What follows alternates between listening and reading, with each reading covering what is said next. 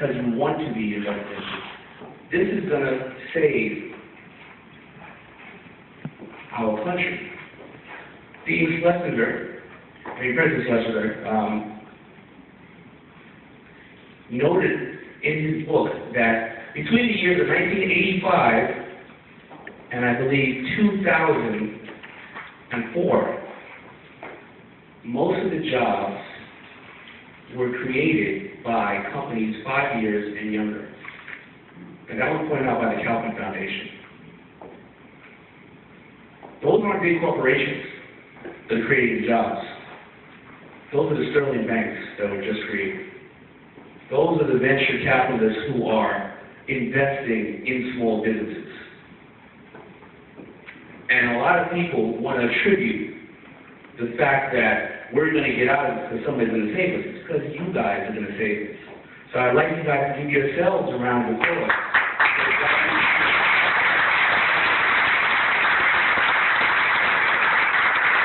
Now, why did I decide to come here on my Saturday? That's more important.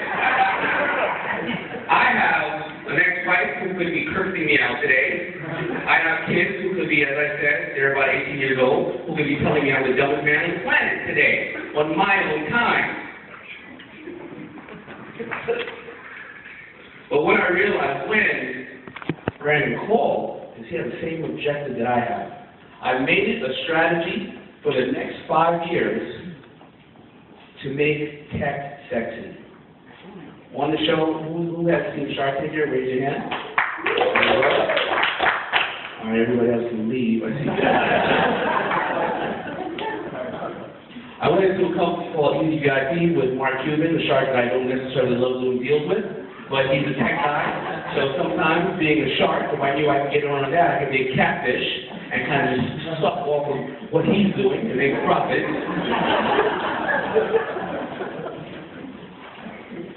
I went on a deal called Easy VIP, but that company, the company was somebody who likes to give you access to clubs when you want to go to clubs and bottle service. But what I decided to do is go and get Pitbull, who's an artist, and make Easy VIP more about getting service all around the world for when you travel and everything else, and make it more a global brand, and let Pitbull be the William Shatner of Trump, making it sexy. That's what I did with my other friends with clothing. I didn't put 3 sleeves on a shirt. I didn't change anything. But the young men's market in the early 90s wasn't there. All I did was put an untapped market. These guys called rappers that nobody thought would ever be anything. I put them as the face. I used their vehicle, music, to get it out there. And I made kids believe in a new lifestyle. And I made it sexy. Tech already has money. They don't have system. And that is why I believe that that is the new, basically, frontier for us. You know, life is about what you know, but more importantly, when you're coming out with products, it's about distribution. And the tech game has changed distribution. It has made it easier to acquire. You know, they call that smartphone we have, they call that the second window, if anybody doesn't know that. That means that 80% of people watching TV or listening to the radio are tapping right there in their second window as they're doing that. That's why tech companies, instead of making a shirt that I have to make, and it takes me 6 months to get it to the warehouse, and 2 months to get it over to you guys, and 3 months for you guys to wear it, you acquire the customer right there. Tech has actually destroyed the business that I'm in. Think about it with little kids. Get a couple of dollars from mom or dad. You go to the mall on Friday, you look, hang out, try to meet a guy or a girl. You buy some sneakers. You buy your new outfit. You buy your clothes ready for school next week, right? And so you do your money. You know what the kids are doing now? Before they even get the money from mom or dad, they lost their charger. They downloaded 10 apps. Downloaded 10 movies. They're on Netflix, they're playing Mortal Kombat, Art of War, and they need the iPad 17. Right? They're not even going to the mall to look for the girls and guys, because you know what? They're on YouTube. Facebook, on Twitter, Twitter, Tatters, whatever it is. They're getting nice and fat sitting at home. They don't even play anymore. Right? And as for the shirt and the clothes that I'm selling, they can wear that shirt 20 more times. Doesn't make a difference. Tech is where it's at. So, let's talk about athletes for a second. I'm not going to much of your time to bring this panel out, because the best thing about me being on Shark Tank is I learned more from those sharks than anybody else. Let's talk about athletes. This was the other reason I came here, because I advise athletes often, and they've had a bad rap. Not all of them have been bankrupt, but when they do go bankrupt, what is the anatomy of a bankruptcy with an athlete? We all blame them. Oh, you do this bling bling, you do cards, and you're ignorant. Financial intelligence really has not been taught to us in school.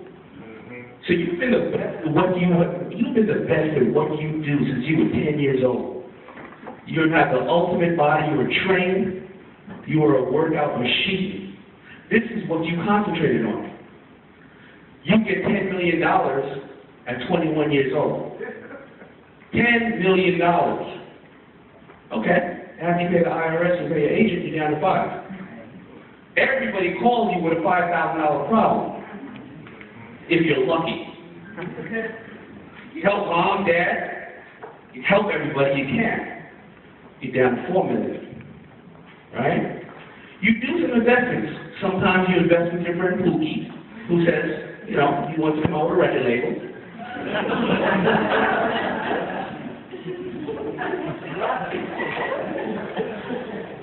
You also invest in people that wake up every day and work twice as harder to get your money. Right? You did those investments. Those investments are going to pay off down the road, you hope. So what do? You buy 1 or 2 houses, right? And because you don't have financial intelligence, you don't understand, compounding of money. You don't understand how maybe you don't need to pay some things off as tax incentives. You don't understand that. Now you have about $2 million in assets that are really liabilities. And when those things go away, those assets, you have the $2 million that you invested, don't you, somewhere? That goes away. What happens? But you meant good. That's the problem. But the only investment that pays and compounds interest is investment in yourself. That is why guys are here. And again, that is why I'm here, because I look to see that. So, what we're going to do is we're going to hear some pitches today. I think we have about 10 or maybe less. Now, the pitches were initially going to be 7 minutes. And I know some of you guys will need 7 minutes.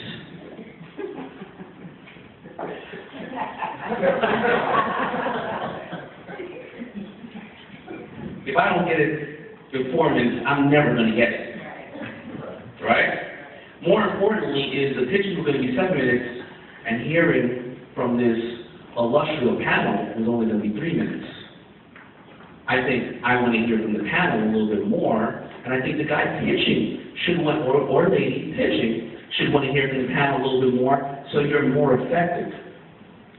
So, if you need to take up your 7 minutes, then take it up. And some of you guys, I hope you go, I didn't know what I was going to take in 7 minutes. And this little change right now shouldn't ruin your world. Because if you're a true entrepreneur, if you're not ready for change to be agile, then you've got a bigger problem than sharing a pitch in 7 minutes to 4 minutes. All right? So why don't we bring up the panel? And what we're going to do when the panel comes up, or if the panel comes up, or they're going to be staying there, okay? So what are we going to do when this happens is the panel is going to listen to the full pitch. The panel will then ask the questions about itself, and then I'm going to ask the panel about their feedback on the pitch. So where do you want to start from?